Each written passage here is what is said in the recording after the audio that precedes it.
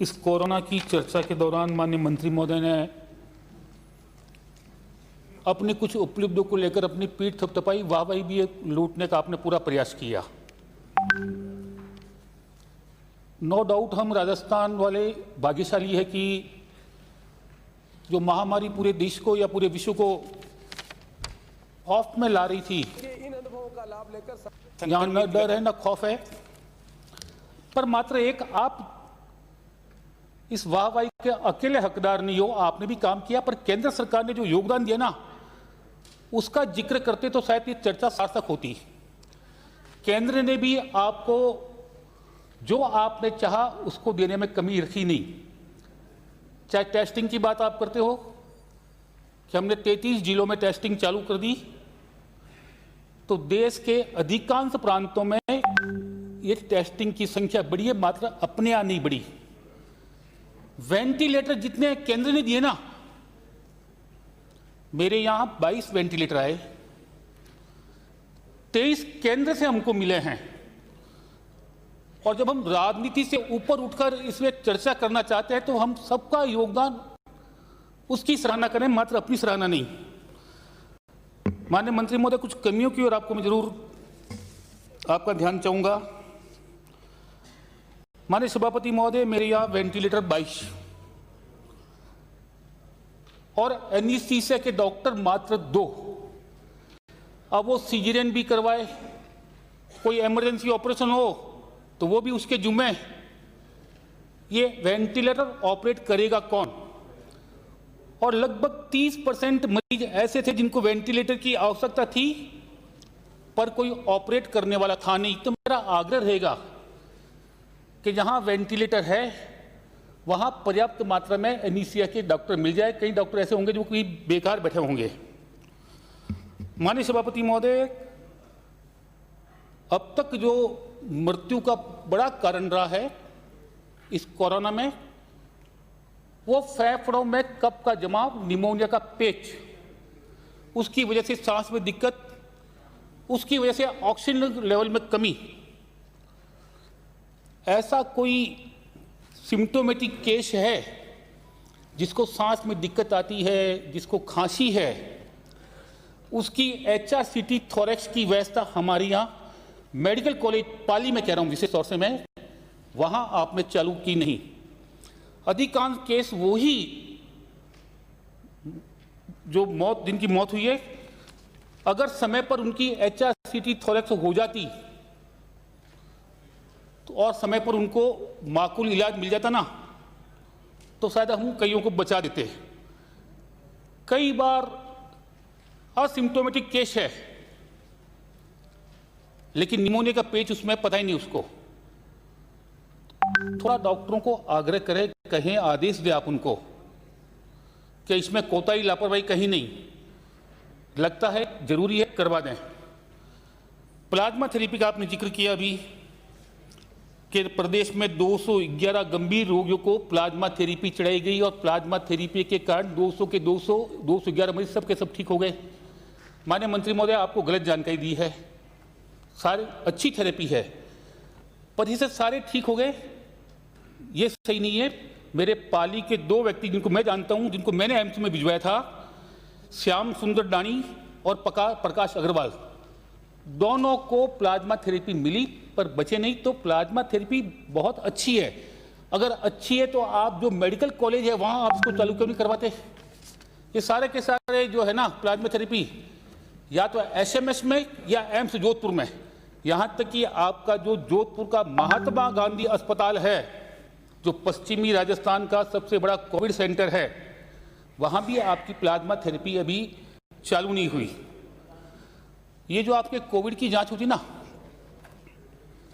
ये आपकी RT-PCR के जरिए होती है और ICMR ने भी कहा है कि 70% परिणाम ही सही है। 30% सही होते हुए भी वो पॉजिटिव होते हुए नेगेटिव आते हैं, ये वो खुद मान रहा है। ये जो 30% है ना,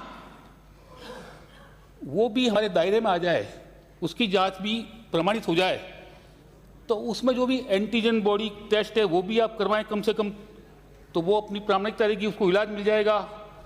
उसकी HRCT करवा दोगे तो भी आपकी रिपोर्ट वो आपके काफ़ी सहायक हो जाएगी। तो ये जांच भी आप, एंटीजन बॉडी जांच भी आप कम से कम चालू करवा दें। और माननीय मंत्री महोदय, ये आपने मशीनें भेजी CPAP और BPAP, भिजवा तो दी आपने, 3 महीने हो गए। थोड़ा पता लगाओ कि कौन कौन सी कॉलेज में ये इंस्टॉल हो गई और कौन कौन सी बाकी है। इस गंभीर स्थिति में भी 3-3 महीने मशीनें भेजने के बाद में इंस्टॉलेशन नहीं होता है ना, तो उसका जो भी जिम्मेवार है ना, उसके विरुद्ध आप कार्रवाई की बात नहीं करोगे ना, तो शायद हो सकता है कि और लंबा समय लग जाएगा। इसलिए भी क्योंकि पाली में आई हुई है, अभी तक इंस्टॉल नहीं हुई है।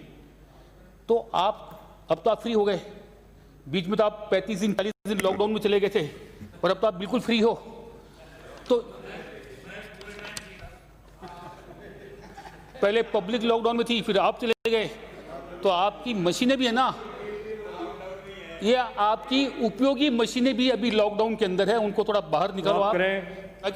2 मिनट की बात करो, मैंने बात ही कहा कि 10 मिनट का समय दिया, 10 मिनट भी 5 मिनट में मैं देख रहा हूँ मैं घड़ी। श्री राम नारायण मीणा, 10 मिनट का कह रहे हैं। प्लीज सहयोग करें। आदरणीय सभापति महोदय, 1 मिनट। माननीय सदस्य, कोविड-19 के बारे में माननीय सदस्य, मैं सभी माननीय सदस्यों से आग्रह करूंगा, 44 माननीय सदस्य बोलने वाले हैं और माननीय नेता प्रतिपक्ष और अध्यक्ष जी के बीच में चर्चा हुई कि 5 बजे आप इस पर चर्चा समाप्त करेंगे। मुझे कोई एतराज़ नहीं है, आप यदि सारा टाइम एक साथ एक आदमी बोलना चाहे, मुझे कोई दिक्कत नहीं। प्लीज़ सेव करें। 45 आदमी यदि बोलेंगे और 5-5 मिनट बोलेंगे तो आप अंदाज़ा लगा लेंगे कितने बजे सदन का जो है कार्रवाई। तो बोलना तो आपको से, आपको यदि मैं टाइम दूंगा तो वो लोग वंचित होंगे जो शाम तक बैठे रहते हैं। प्लीज। सभापति महोदय, मेरा समय निकल रहा है। मैं ये स्लिप आपको भिजवा देता हूँ, आप टाइम तय कर दीजिए। 45 लोग हैं आपने कहा, तो इनमें से कटौती हो जाएगी। लेकिन क्या है कि ज्ञान जी का अधिकांश समय हॉस्पिटल और हॉस्पिटल की सेवा में गुजरता है। जितना नॉलेज इनको प्रैक्टिकल है, हम तो पढ़ करके बोलते हैं और ये एक्चुअल में उस जगह के नॉलेज के आधार पर बोलते हैं। इसलिए अगर मिले तो उपयोगी सुझाव जरूर इनके अब तक भी जो आए आपने देखे होंगे, टू दी पॉइंट और सुझाव उसी तरह। माननीय नेता प्रतिपक्ष, मुझे कोई असुविधा नहीं है। जो बोलने वाले लास्ट तक जो लोग बैठे हुए या तो वो वंचित होंगे। तो 2 मिनट में कोई उपयोगी सुझाव है तो मैं माननीय सदस्य कहूंगा मुझे लिख के दे दें, राज्य के हित में होगा जरूर। अपनी बात समाप्त करें। 5 मिनट का और का है तो 5 मिनट में और कर देता हूं मैं। 2 मिनट में समाप्त करें। 5 मिनट। माननीय मंत्री महोदय, 3 मामला है फिर ये तो। आपने अपने वक्तव्य में उद्बोधन में कहा, आपने ब्रोंकोस्कोपी उपकरण के बारे में आपने जिक्र किया। थोड़ा पता लगा दो कौन कौन से मेडिकल कॉलेज में कितने ब्रोंकोस्कोपी है। पाली मेडिकल कॉलेज में मात्र 1 ब्रोंकोस्कोपी, वो भी पहले की सरकार की दी हुई। जब आपका इतना उपयोगी उपकरण है तो 5 साल में आपने ये ब्रोंकोस्कोपी क्यों नहीं उपलब्ध कराई? इसका गुनाहगार कौन है? इसका भी थोड़ा आप ना एनालिसिस कर देना माननीय मंत्री महोदय। और माननीय मंत्री महोदय, प्रत्येक मेडिकल कॉलेज में आपका हाई फ्लो नेजल कैनुला, जिससे कोविड का जो फेमिनिया का मरीज है, जिसको सांस लेने में दिक्कत आती है, बहुत जरूरी है। आपने ऐसे कई उपकरण जिनकी आवश्यकता कम थी ज़्यादा भिजवा दिए, और कई ऐसे उपकरण जिनकी आवश्यकता थी आप भिजवा नहीं पाए 5 महीने में। कम से कम ऐसे जो उपकरण है जो डॉक्टर आपको लिख के देते हैं, बड़ी कम संख्या में भेजो। पर माननीय मंत्री महोदय भिजवाए, इस उपकरण की बहुत ज़्यादा आवश्यकता है माननीय मंत्री महोदय। और माननीय मंत्री महोदय, ये कोविड आने के बाद में अपने दूसरा सारा काम छोड़ दिया, चाहे हार्ट का मरीज है, चाहे किडनी का है, चाहे छोटा मोटा अपेंडिक्स का है और हिस्टेक्टोमी का है, आपने सारे बंद कर दिए। और इसके ऊपर आपने क्या किया? बामासा स्वास्थ्य बीमा योजना, जो निजी अस्पतालों के जरिए गरीब अपना फ्री में ऑपरेशन करवा सकता था, आपने अस्पतालों को, आपने बीमा कंपनी को पेमेंट नहीं किया 6 महीने से, और बीमा कंपनी ने अस्पतालों को पेमेंट नहीं किया। और पिछले 6 महीने से प्राइवेट अस्पताल, चाहे कैसा भी छोटा ऑपरेशन है, एक ऑपरेशन जो खाद्य सुरक्षा में हकदार बनता था उसका भी नहीं कर रहे। कम से कम मेहरबानी करके ऐसे काल में जहां आपके सरकारी थिएटर बंद हो चुके हैं, आपके ऑपरेशन सरकार में बंद हो चुके हैं, तो जब तक आपके बंद रहे ना, बाद में आपकी योजना आप नहीं चला पाओ, बंद कर देना।